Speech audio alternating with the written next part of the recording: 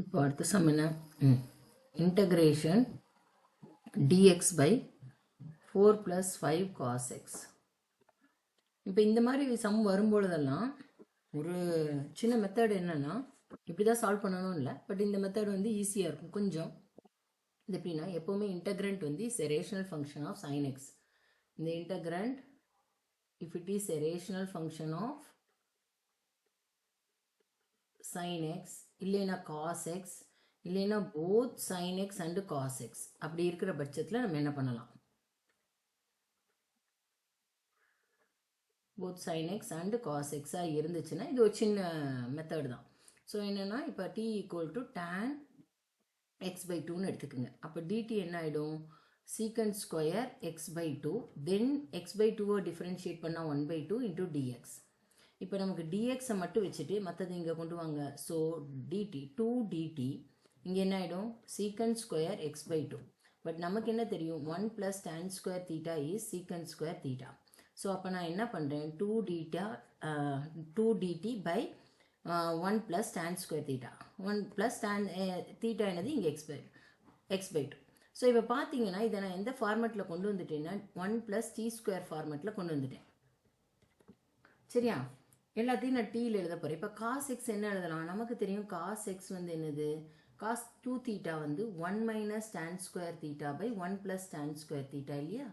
So அப்போ நான் cos இதை இங்கே ஃபாலோ பண்ணினேன்னா நான் என்ன எழுதலாம்? காஸ் எக்ஸை நான் வந்து 1 minus T square by 1 plus T ஸ்கொயர்னு எழுதலாம். 2 தீட்டானா இங்கே தீட்டா, இங்கே எக்ஸ்னா இங்கே எக்ஸ் பை 2. கரெக்டாக?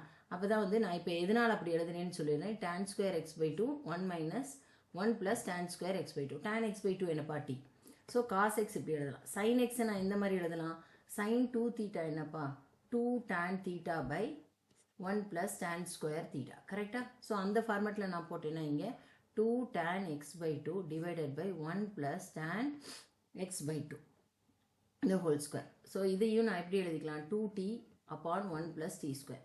ஸோ அதனால தான் நான் என்ன சொன்னேன், இந்த ஃபார்மேட்டில் எழுதினீங்கன்னா உங்களுக்கு ஈஸியாக இருக்கும். பட் இப்போ இந்த கொஷனில் காஸ் எக்ஸ் மட்டும்தான் இருக்குது. பட் சைன் எக்ஸ் வரும்பொழுது நீங்கள் இது யூஸ் பண்ணிக்கலாம். ஸோ அப்போ இது என்னது? dx by 4 plus 5 cos x இருக்குது. இப்போ நான் என்ன சொன்னேன்? t equal to tan x by 2 எழுதிக்கலாம். நீங்கள் திரும்ப அந்த ஸ்டெப்ஸ் எல்லாம் எழுதணுங்கிற அவசியம் இல்லை. உங்களுக்கு நல்ல ஞாபக சக்தி இருந்துச்சுன்னா இது என்ன எழுதலாம்? dx வந்து நம்ம எப்படி எடுத்துக்கலாம்? dx நம்ம இப்போ தான் பண்ணி வச்சோம்.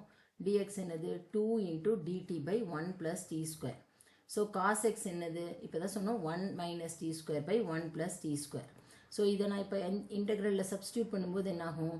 dxக்கு பதிலாக 2 dt by 1 plus t square divided by 1 என்னாகும்? 1 by 4 plus 5 into 1 minus t square by 1 plus t square.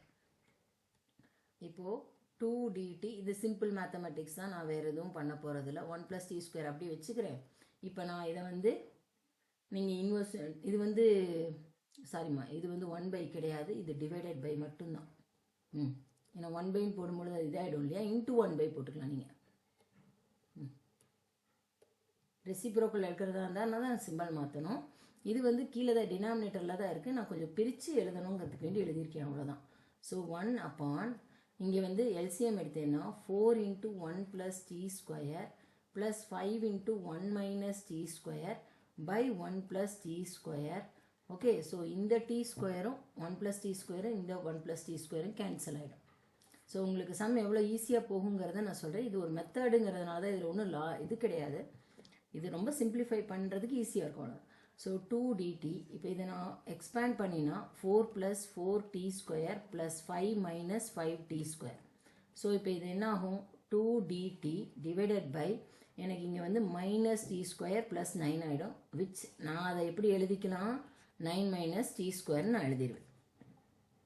So இப்போ இதுக்கு நமக்கு நல்லாவே ஃபார்முலா தெரியும், டைரக்ட் ஃபார்முலா தெரியும். dt upon 3 square minus t square integration of 1 upon a square minus x square formula என்னன்னு கொஞ்சம் ஞாபகப்படுத்தினீங்கன்னா உங்களுக்கே தெரியும். 1 upon a square minus x square என்னது? 1 by 2a log of x plus a plus x by a minus x.